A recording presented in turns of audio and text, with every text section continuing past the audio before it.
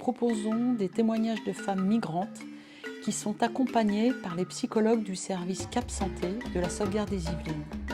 Ce projet de podcast rentre dans le cadre de la Semaine de l'intégration organisée par la DEDS des Yvelines au mois d'octobre 2025. Vous avez la possibilité d'écouter 3 podcasts concernant 3 parcours de femmes, toutes anonymisées. Nous vous souhaitons une bonne écoute.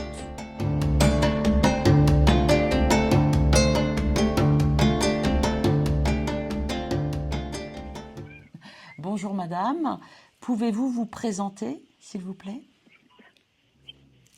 سلام خانم، میشه خودتون رو معرفی کنی؟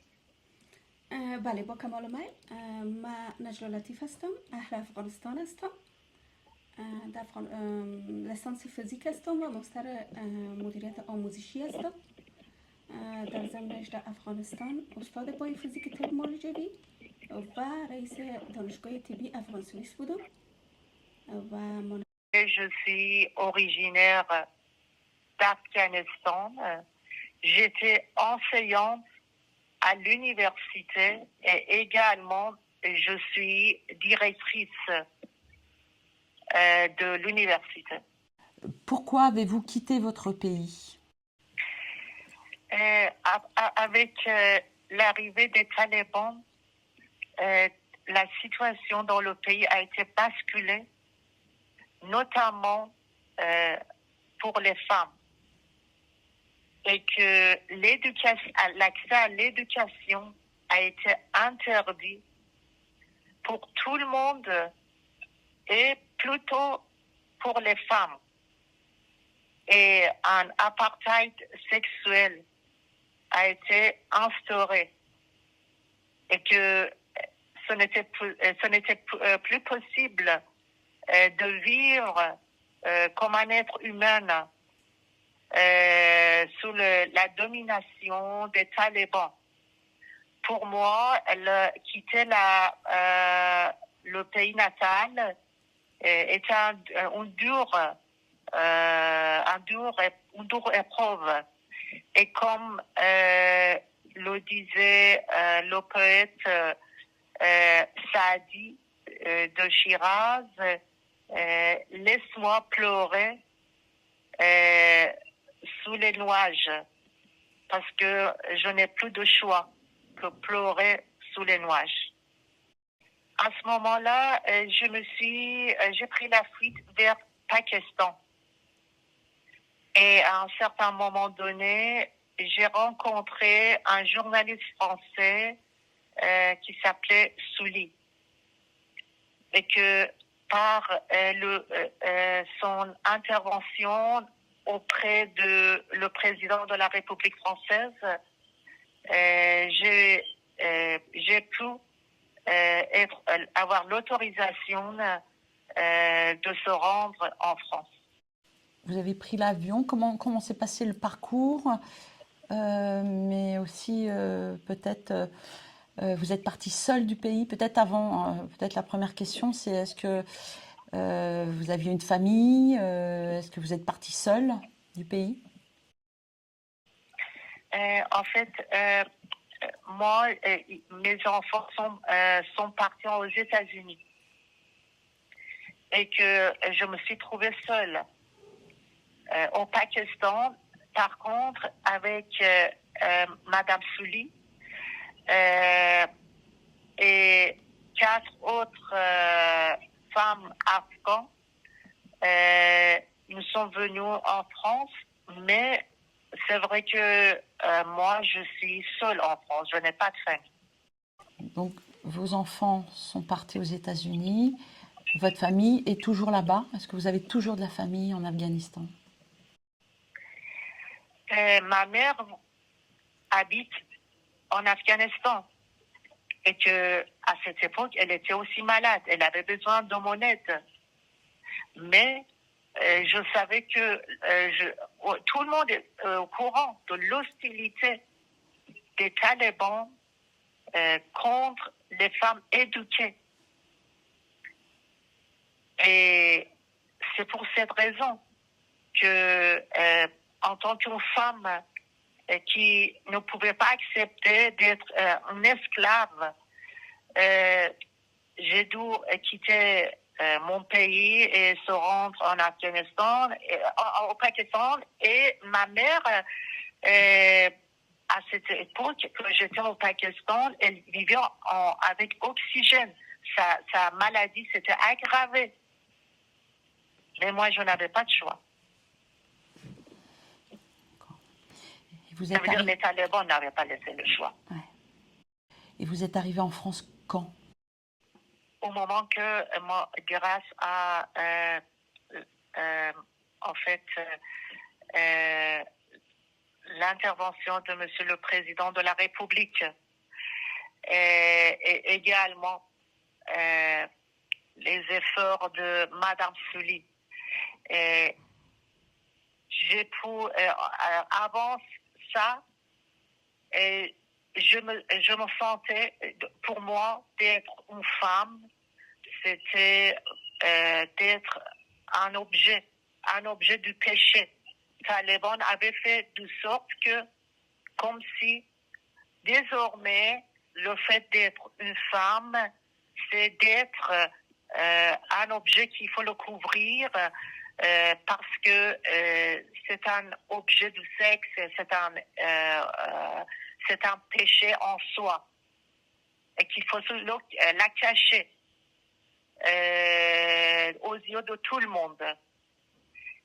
Et après cette clause d'humiliation que je sentais en moi-même du fait d'être un autre sexe, ça veut dire d'être une femme, à ce moment-là que grâce aux interventions de Monsieur le Président de la République, mon entrée a eu lieu à l'aéroport de Paris et que j'ai vu que quelqu'un m'a appelé avec mon nom de famille et d'emblée avec l'accueil que j'ai reçu de la part des autorités et également les journalistes qui étaient venus à ma rencontre. Pour moi, c'est une nouvelle naissance. Comme si je venais de renaître en tant qu'une autre femme de ce que j'ai été dans le passé. Une femme qui a sa propre dignité, qui a ses propres valeurs. Et pour moi, c'était extraordinaire le respect que j'allais de recevoir juste en tant que femme qui était complètement opposée à ce que j'avais ressenti sous le Taliban. Et c'est à ce moment-là que j'ai félicité cette nouvelle naissance en moi et que après le lendemain j'ai été bien accueillie à nouveau à Créteil et j'ai été aussi présentée en fait dans les centres d'intégration à OFI et tout ça a été facilité en moi voilà, j'étais très heureuse de cette nouvelle vie que les gens venaient, les autres venaient m'ouvrir. Comment ça se passe? Comment vous vivez depuis que vous êtes en France? Est-ce que vous avez des accompagnements? Est-ce qu'il y a des aides? Comment ça se passe dans les Yvelines? Avec mon arrivée en France, je vivais avec, en moi, il y avait deux forces contradictoires qui se battaient l'un contre l'autre.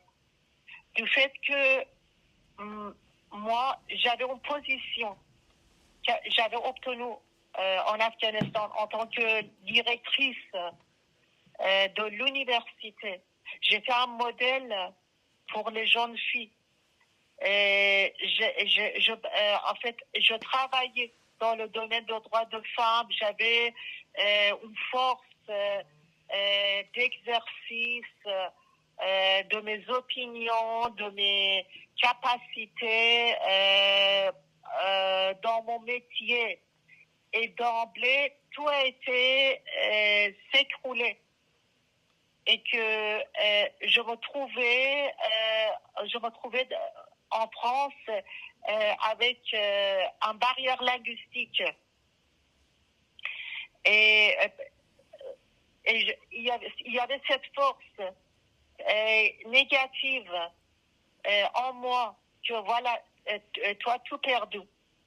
Et que comment on peut acquérir tout ce que tu avais pour acquérir dans le passé. Par exemple, même parfois, ça m'était arrivé faire une inscription dans une université en Iran, le message lumineux. C'était une université Payon-et-Nour en Iran que pour en fait compléter mes études, j'avais inscrit en distance avec j'étais inscrite à cette université en ligne pour en fait s'avancer, et d'emblée tout a été s'écrouler. Mais quand je me suis trouvée avec à Adoma avec les référents sociaux qui étaient derrière moi, qui ont commencé à reconstruire tout ce que j'avais perdu. Et cette force a été perdue, en fait, a été diminuée en moi. Il y avait une autre force qui a pris plus de position, plus de place en moi.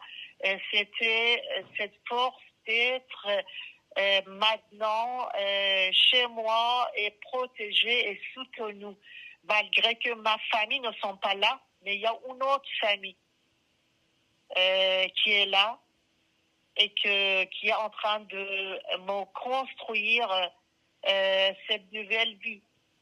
Et c'est à ce moment-là que voilà, j'ai cette deuxième force qui était moi, qui était l'espoir dans l'avenir, de trouver une perspective dans l'avenir. Voilà, ça a été à l'aide des référents sociaux, cette nouvelle perspective a été ouverte pour moi, et que voilà, il y a maintenant l'espoir qui prend de plus en plus force grâce au soutien social. Comment envisagez-vous maintenant l'avenir ? Déjà, le fait d'être une femme sous Taliban, c'est devenu un chef d'accusation, et que la raison que je trouvais cette obligation dans ma vie de aller vers un autre lieu que ce n'était pas terre de ma naissance, mais en rencontrant la réalisation des principes de la République française, qui est l'égalité, fraternité et liberté. J'avoue que concrètement, quand leur attitude envers moi, c'était vraiment la réalisation de 3 principes de la République. Parce que on ne regardait jamais, on ne me jugeait jamais par rapport de mes origines, la couleur de ma peau, ma physique, ou mes limites linguistiques, et que quand j'évoque comment on me met en légalité avec les autres citoyens français, cet espoir en l'avenir a commencé à se naître en moi, et mon projet d'avenir, c'est, étant donné que je suis dans un pays très moderne au point de vue de technologie et Internet, je souhaiterais en premier lieu d'apprendre le français et compléter mes études précédentes et correspondre au système français dans le domaine de la gestion et maîtriser tellement la langue française pour être aussi la porte-parole des milliers de femmes silencieuses qui actuellement vivent comme des morts en Afghanistan. D'être leur porte-parole, que eux aussi, malgré leur silence, leur voix a été étouffée, mais ils vivent. Elles ne sont pas mortes. Elles sont là, mais elles ne peuvent pas vivre comme un être vivant.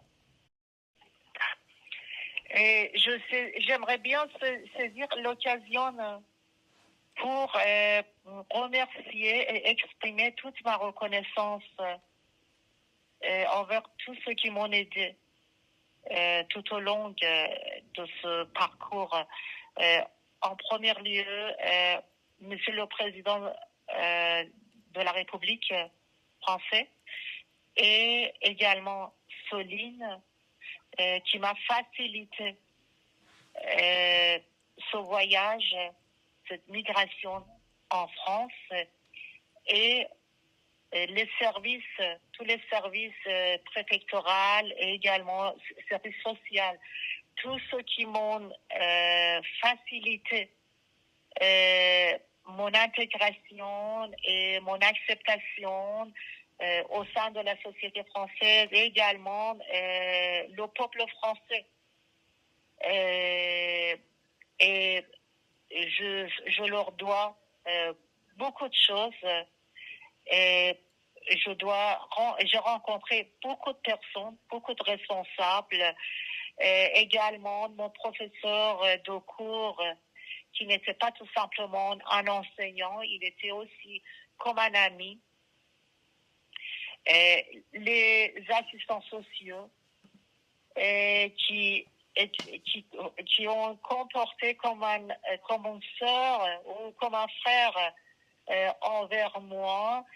Moi, je dois beaucoup de choses à la France. J'ai une dette envers la France que j'aimerais bien réparer avec mes engagements que je veux entreprendre dans tous les domaines, dans le domaine professionnel, social, culturel, pour accomplir ma dette envers mon pays d'accueil. Et c'est vraiment, j'ai la chance de me trouver en France. Merci beaucoup et nous vous souhaitons un beau parcours, une bonne continuation surtout. Oui, Madame Eddy, je vous remercie également du temps que vous m'avez accordé de pouvoir m'exprimer et que, étant donné que dans le passé, j'étais professeur, peut-être que j'ai parlé un peu bavarde, mais pour moi, c'était vraiment une opportunité pour pouvoir parler de mon parcours et mes projets futurs et mes futurs projets.